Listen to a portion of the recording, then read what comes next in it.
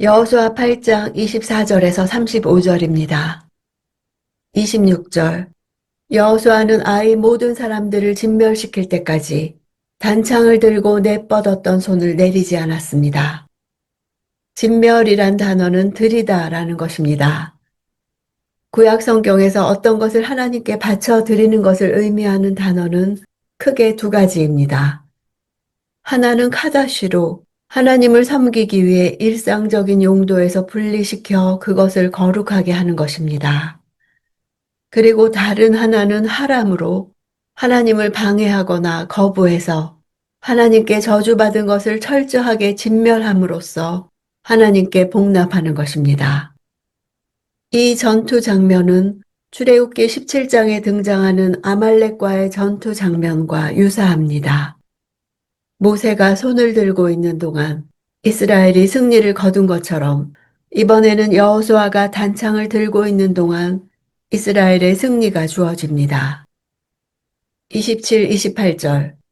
이스라엘은 여호와께서 여호수아에게 명령한 대로 그 성의 가축들과 전리품만을 취했습니다. 이렇게 여호수아는 아이를 불태워 영원히 폐허더미로 만들었고 오늘날까지 그대로 남아 있습니다. 덤이란 단어는 텔입니다. 폐허를 덮고 있는 큰 흙 둔덕을 가리킵니다.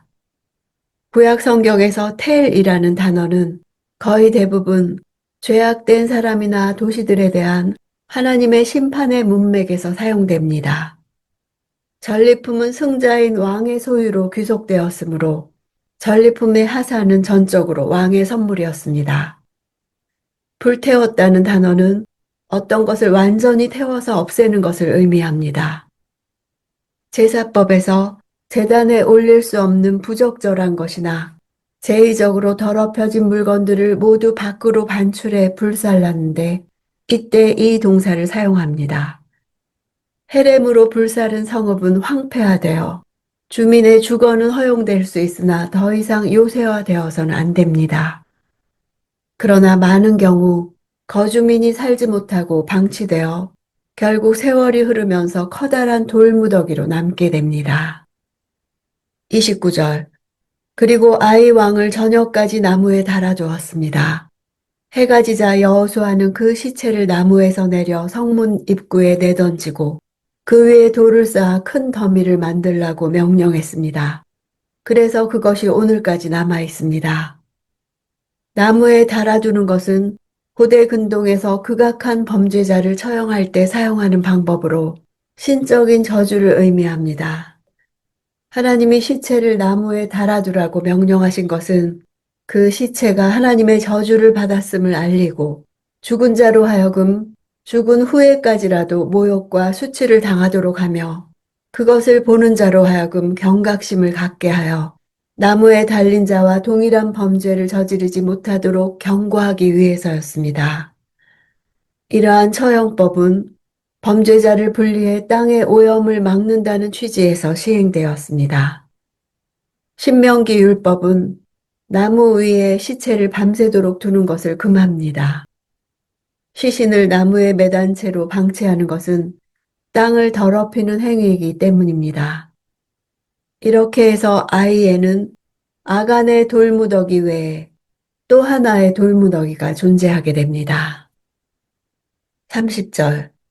그 다음 여호수아는 이스라엘의 하나님 여호와를 위한 제단을 에발산에 쌓았습니다.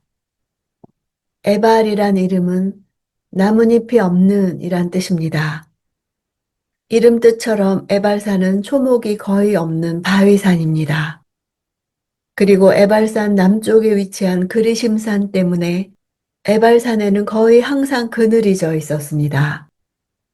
이러한 이유로 인해 에발산은 축복과 풍요의 상징이 아닌 저주와 곤고의 상징이었습니다. 여호수아가 축복을 상징하는 그리심산이 아닌 저주와 곤고의 상징인 에발산에 올라 제단을 쌓은 것은 신명기 27장에서 모세를 통해 너희가 요단을 건너거든 이 돌들을 에발산에 세우라고 하나님께서 명령하셨기 때문입니다. 1986년 이스라엘 고고학자에 의해 에발산에서 돌 제단이 발견됩니다. 그것은 조사 결과 여호수아 시대의 제단일 가능성이 커 가나안 정복 이야기를 허구로 생각해온 학계를 술렁이게 만들었습니다. 33절 온 이스라엘과 이스라엘의 장로들과 고관들과 재판관들과 이방 사람이나 토박이나 할 것 없이 법궤를 향해 서 있었습니다. 그 반대편에는 여호와의 언약의 법궤를 든 레위 사람 제사장들이 서 있었습니다.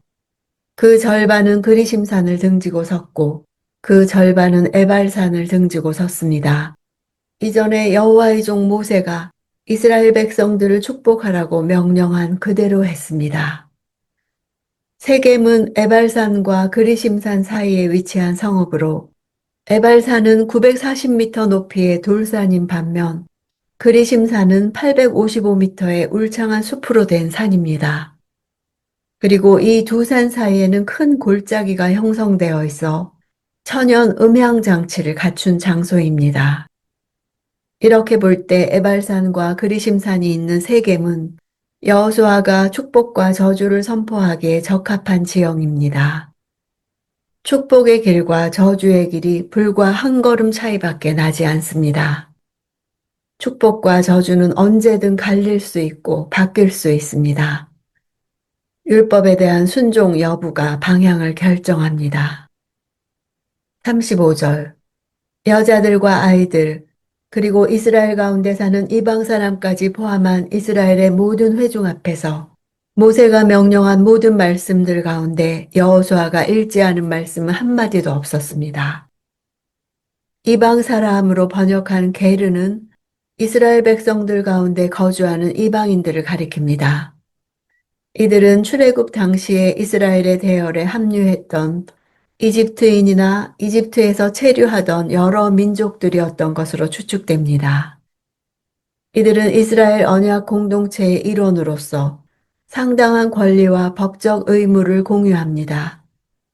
세겜에서의 언약 갱신 의식은 여호수아서 문맥에서 중요한 의미를 지닙니다. 아간의 범죄로 인해 일시적으로 깨어진 언약을 다시 새롭게 하는 의미가 있고 이 의식은 이스라엘 백성들에게 약속의 땅에 머물기 위한 조건이 무엇인지를 선포합니다. 그것은 하나님의 언약적인 요구, 즉 율법에 순종하는 삶입니다. 하나님의 선물로 주어진 가나안 땅에 머물기 위해서 이스라엘 백성들은 율법을 지켜야 합니다. 여호수아는 손에 있는 단창을 꺼내 아이를 향해 내뻗으라는 하나님의 명령대로 아이 모든 사람들을 진멸시킬 때까지 단창을 들고 내뻗었던 손을 내리지 않았습니다.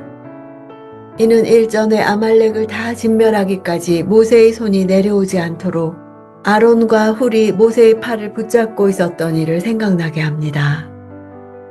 우리 모든 삶은 영적 전쟁이며 믿음의 전쟁입니다. 그 전쟁은 계속될 것입니다. 손에 있는 단창을 아이를 향해 뻗으라는 것은 그 전쟁을 향한 정확한 하나님의 말씀이 승리의 전략이라는 것을 나타냅니다. 하나님이 하신 말씀대로 다 이루어지기까지 계속 지치지 않는 언약적 충성을 할 때 내가 그 성을 내 손에 주겠다는 하나님의 말씀이 성취되는 것을 볼 것입니다.